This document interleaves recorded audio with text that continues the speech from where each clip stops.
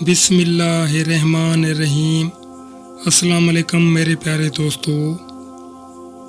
حضرت عبداللہ شاہ غازی رحمۃ اللہ علیہ کی سچی کرامت، جنہوں نے کراچی شہر کو کئی طوفانوں سے محفوظ رکھا۔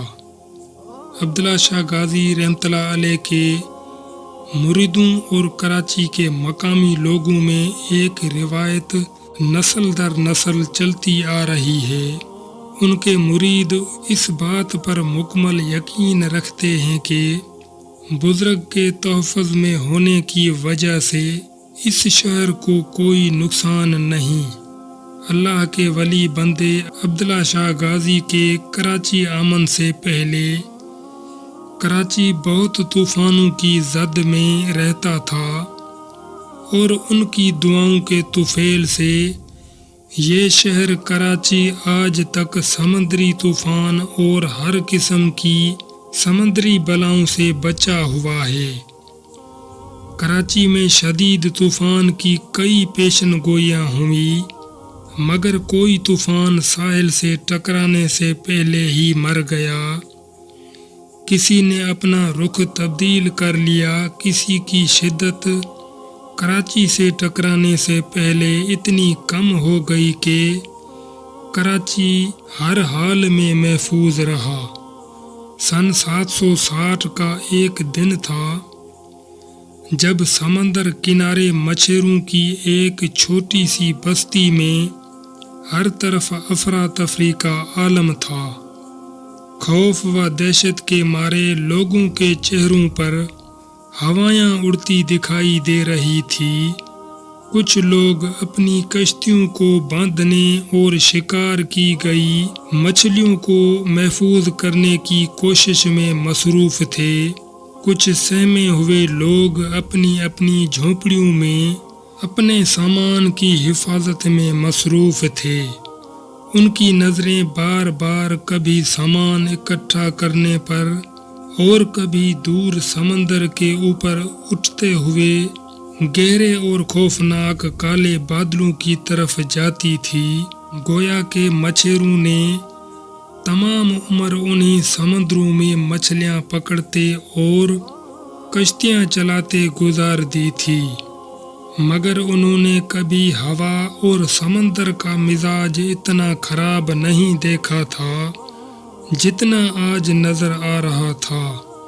آسمان کا رنگ بتا رہا تھا کہ اگر یہ طوفان ساحل سے ٹکرا گیا تو یہ پوری بستی تہس نہس ہو سکتی ہے۔ کہتے ہیں کہ جب یہ مچھرے ساحل سمندر کی اس بستی میں آباد ہوئے تھے تو یہاں کے لوگ میٹھے پانی کے لیے بہت پریشان رہا کرتے تھے۔ جب ایک عرب بزرگ کو ساحل کے قریب پہاڑی پر دفن کیا گیا تو ان کے کچھ مرید کہیں جانے کے بجائے یہیں ٹھہر گئے، اور وہ پانی کے حصول میں پریشان تھے کہ ایک مرید کی آنکھ لگ گئی، اور دوران خواب انہیں خود ان بزرگ نے میٹھے پانی کے چشمے کی نشاندہی کی۔ صاحب مزار کی کرامت سے اسی پہاڑی سے ایک میٹھے پانی کا چشمہ جاری ہو گیا، اور عوام اس سے فیضیاب ہونے لگی۔ تب سے وہاں ارد گرد رہنے والے مقامی لوگ بھی، جن کی اکثریت مچھروں کی تھی، ان بزرگ کے عقیدت مند ہو گئے تھے۔ طوفان کے آثار دیکھتے ہوئے کچھ بزرگ مچھرے مل کر اس مزار پر پہنچے اور اللہ کے اس نیک بزرگ کی قبر پر حاضری دے کر اللہ سے دعا کی کہ یہ طوفان ختم ہو جائے۔ ایک روایت یہ بھی ہے کہ یہ بزرگ اس وقت حیات تھے، کچھ دنوں کے لیے یہیں ٹھہر گئے تھے۔ مچھروں نے جب ان بزرگ سے دعا کی درخواست کی تو وہ اپنی جھونپڑی سے باہر آئے، پہاڑی پر چڑھ کر آسمان کی طرف ہاتھ اٹھا کر دعا کی، یا اللہ اس طوفان کو ختم فرما دے، اور سمندر کی طرف رخ کیا۔ عالم جلال سے سمندر کی لہروں کو دیکھا، ہاتھ سے سمندر کی طرف اشارہ کیا اور گرجدار آواز میں فرمایا، بس وہی رک جاؤ۔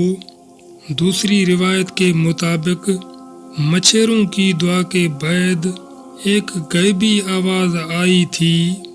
بہرحال ان الفاظ کا سننا تھا کہ سمندر گویا ٹھہر سا گیا، ہوا کے منہ زور گھوڑے کو جیسے لگام لگ گئی، اور پھر لوگوں نے دیکھا کہ کچھ ہی دیر میں بادل چھٹ گئے اور طوفان ختم ہو گیا۔ لوگ ہنسی خوشی اپنے گھروں کی جانب روانہ ہو گئے، مگر بعد میں کوئی طوفان ساحل سے ٹکرانے سے پہلے ہی مر گیا۔